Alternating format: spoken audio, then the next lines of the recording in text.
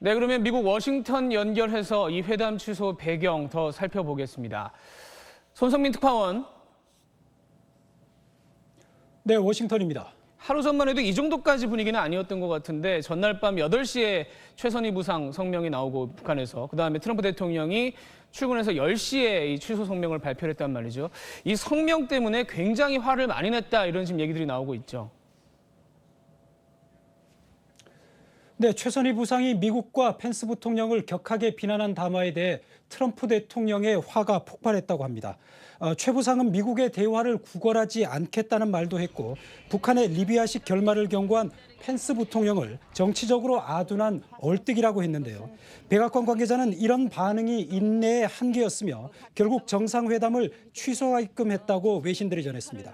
트럼프 대통령은 오늘 아침까지 펜스 부통령과 폼페이오 국무장관, 볼턴 국가안보보좌관과 대응책을 논의했다고 하는데 막판에는 본인이 회담 취소를 결정한 뒤 김 위원장에 대한 편지 문구를 하나하나 직접 불러줬다고 합니다.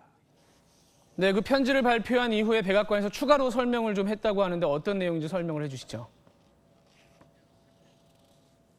네, 오후 3시 좀 넘어서 백악관 고위 관계자가 전화 브리핑을 해서 직접 들어봤는데요.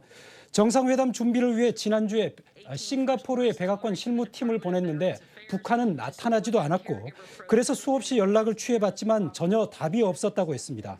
풍계리의 전문가를 초청하겠다고 북한이 먼저 한미에 약속을 했는데 그것도 북한이 먼저 깨트렸다고 비난했습니다.